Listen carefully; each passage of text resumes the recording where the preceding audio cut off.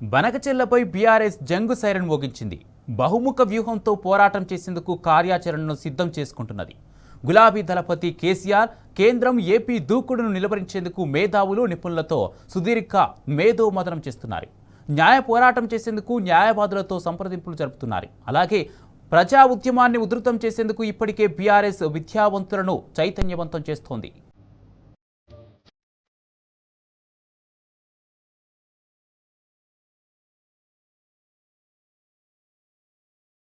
గురు శిష్యులైన చంద్రబాబు రేవంత్ రెడ్డి కుట్రల నుంచి తెలంగాణ ప్రయోజనాలను కాపాడటమే లక్ష్యంగా బీఆర్ఎస్ సమరశంఖం పూరిస్తోంది. బనకచెర్ల ప్రాజెక్టును నిలువరించేందుకు ఒకవైపు క్షేత్రస్థాయిలో ప్రజలను పోరాటాలకు సమాయత్తం చేస్తూనే మరోవైపు సుప్రీంకోర్టులో న్యాయ పోరాటం చేసేందుకు సైతం సన్నద్ధమవుతోంది.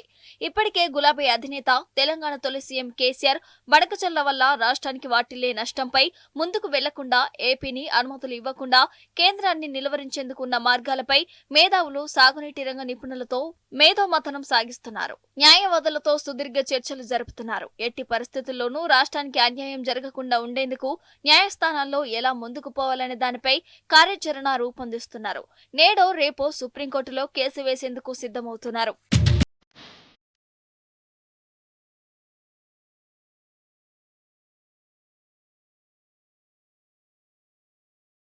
మరోవైపు కేసీఆర్ దిశానిర్దేశంలో గులాబీ శ్రేణులు క్షేత్రస్థాయిలో ఎక్కడికక్కడ బనకచెర్ల ప్రాజెక్టును వ్యతిరేకిస్తూ చర్చలు పెడుతున్నాయి. ప్రత్యేకంగా సమావేశాలతో బీఆర్ఎస్ నాయకత్వం తెలంగాణకు వాటిల్లే నష్టంపై ఆందోళన వ్యక్తం చేస్తోంది. ఇప్పటికే బీఆర్ఎస్ విద్యార్థి విభాగం నేతలు యూనివర్సిటీలు, కాలేజీల బాట పట్టి విద్యార్థులను చైతన్యవంతం చేస్తున్నారు. బనకచెర్లతో తెలంగాణకు వాటిల్లబోయే ప్రమాదాన్ని విడమర్చి చెప్తున్నారు.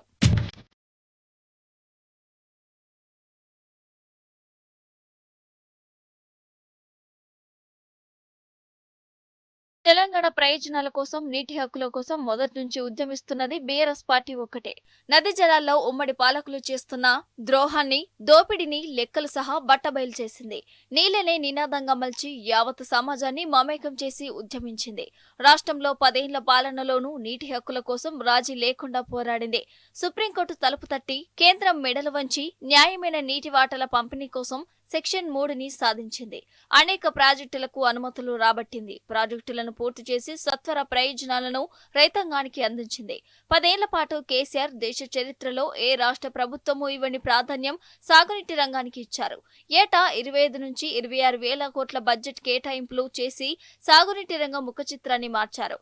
తెలంగాణను 1 కోటి ఎకరాల మాగాణిలా చేశారు. ఇప్పుడు విపక్షంలో సైతం బనకచెర్లతో ముంచుకొస్తున్న ముప్పును బీఆర్ఎస్ ముందుగానే గుర్తించింది. రాష్ట్ర ప్రభుత్వాన్ని అప్రమత్తం చేసింది. కానీ సీఎం రేవంత్ చంద్రబాబుతో దోస్తీ కట్టి కమిటీ ఏర్పాటుకు సంతకం చేసి వచ్చారు. ఈ నేపథ్యంలో గులాబీ పార్టీ బనకచెర్లపై జంగ్ సైరన్ మోగించి కార్యాచరణను సిద్ధం చేసుకుంటుంది. ఇలాంటి తరుణంలో కాంగ్రెస్ ఏపీ ప్రాజెక్టును నిలువరించకపోతే రాజకీయంగా తీవ్ర పరిణామాలు తప్పవని విశ్లేషకులు అంచనా వేస్తున్నారు.